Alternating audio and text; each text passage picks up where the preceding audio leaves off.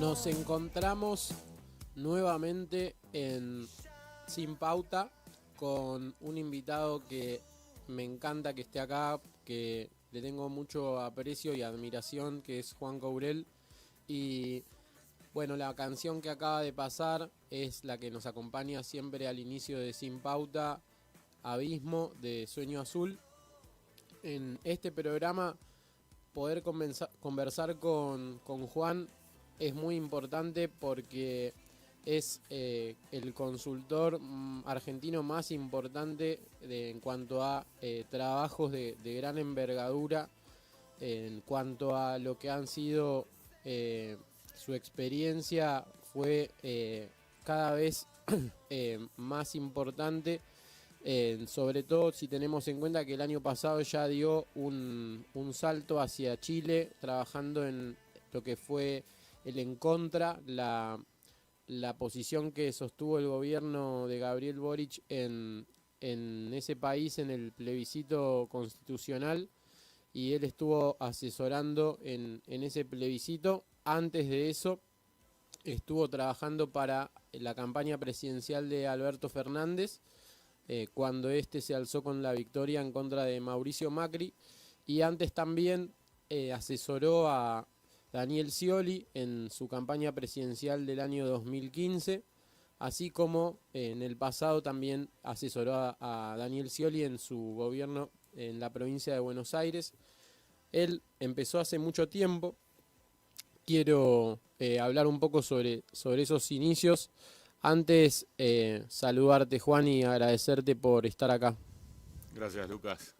Muy amplia presentación. Muchas gracias. Me faltaron algunas cosas más y te quiero preguntar, porque revisando tu bio, como podríamos decir, está en lo que es Orígenes, lo que tiene que ver con tu paso por Mora y Araujo. ¿Qué nos podrías contar para entender a los que recién nos interesamos hace pocos años o participamos hace pocos años en la comunicación política? ¿Quién era Mora y Araujo y qué representó para vos trabajar en ese lugar? Bueno, Manolo Mora era un sociólogo, era un intelectual, un tipo muy formado en la academia, y fue de los primeros que empezó a hacer el camino de la investigación aplicada, de la investigación sociológica, aplicada al asesoramiento profesional, ¿no? Es la primera firma argentina que se dedica exclusivamente a realizar estudios de opinión pública, encuestas, con un socio que ahora no me viene a la cabeza el nombre, pero eso habrá sido en los años, fines de los años 60, 70. Y bueno, después eso va fundando todo un recorrido que es bueno, la consultoría política en Argentina, que no existía como tal. En el mundo de la consultoría generalmente empieza toda de la misma manera, empieza por la investigación, por el uso de encuestas, y después ese uso de encuestas puede ir derivando a la construcción de mensajes, ¿no? A la selección de públicos, de mensajes, y hoy se diversificó mucho esta profesión, y ya el camino de ingreso es muy variado. Hay desde bueno, sigue habiendo, por supuesto, encuestadores que vienen más del campo de la sociología, a obviamente politólogos, pero también publicitarios, agentes de prensa, diseñadores. Es muy diverso, psicólogos. Es muy diverso este campo profesional, el origen que tiene que ver con el nivel de sofisticación que van teniendo primero las campañas y después la comunicación política en general, ¿no? Pero las campañas, cada campaña, y se usa de referencia siempre lo que pasa en las campañas de Estados Unidos, como es el estado del arte, es, bueno, ¿qué hicieron en la última campaña de Estados Unidos? Y salen todos después a imitarlo. En cada campaña se gasta más plata, se usan más herramientas, se usan más instrumentos e intervienen más profesionales. Pero bueno, el origen era ¿no? Ya debe tener el laburo de consultoría política y del uso de encuestas aplicadas a las campañas está cerca un poco más de 100 años, ¿no? De que se empezaron a usar en Estados Unidos, Gallup, empresa Gallup, que hizo las primeras encuestas predictoras electorales. Y en Argentina esto lo empezaron a hacer sociólogos como Manuel Mora y Araujo, y luego lo empezaron a aplicar, decías, en lo que tiene que ver con la selección de públicos, con la construcción de mensajes. Al mismo tiempo, este desarrollo de este campo profesional, como mencionabas, bueno, uno de los primeros, si no sé si el primero, Gallup, hace poco leía que él, además de haber hecho sus encuestas y haber mostrado un método específico para poder ponderar cuando ciertas opiniones valían más que otras para hacer una predicción, que también había asesorado no sé si era a su suegra o a su nuera. Pero hay una anécdota bien interesante que ella usó sus métodos y así pudo ganar en un distrito bastante complejo. Ahora, hay una idea, y creo que es una idea errónea, pero me gustaría que vos expliques un poco sobre eso, de que esto es algo que se importó de Estados Unidos y que acá hubo poca elaboración al respecto, o que de alguna manera, no sé, como ponerle que Durán Barba se hizo muy conocido y entonces, bueno, él es ecuatoriano, que tal vez hay una idea como que necesitamos que vengan gente de afuera para explicarnos cómo funciona esto. ¿Qué te causa a vos esta idea o este prejuicio, conociendo lo que fue la obra de Manuel Mora y Araujo? Bueno, de hecho, mencionabas a Durán Barba, el primer libro de Durán Barba se lo dedica a Manolo Mora Araujo como padre como maestro, ¿no? Como maestro. Porque, bueno, además de trabajar acá, desde acá se empezó a hacer mucha investigación en Latinoamérica. Pero más allá de eso, a ver, en estudios de campañas electorales existe un fenómeno que se llama la norteamericanización de las campañas, que no aplican solamente a Argentina ni Latinoamérica, sino que a todo el mundo, ¿no? Como esta exportación de oficios, técnicas, métodos hacia otras campañas desde lo que sucedía en Estados Unidos. Eso, de hecho, se observó y hay muchos casos. Eso tal vez fue así al principio, hoy ya, bueno, vos ves cómo intervienen rusos en elecciones de Estados Unidos también. Entonces ahí vos decís, bueno, ¿cómo es la relación? Bueno, ya está todo más globalizado, ¿no? Digamos, Estados Unidos capaz no tiene... Pero sí las elecciones de ese país, también por la característica del régimen, del sistema electoral y del régimen presidencialista, hacen que sigan siendo las más caras, en las que más plata se gasta, y cuando hay mucha plata para gastar, se contratan más cosas. Entonces es lógico que se animen a innovar más y que esas innovaciones después repercutan en otras campañas.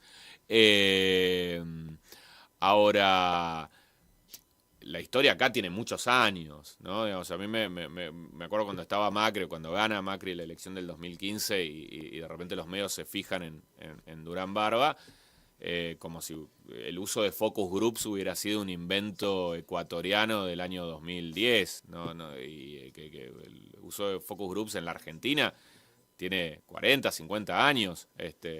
En la campaña de Alfonsín del 83 se usó muchísimo estudio cualitativo y cuantitativo.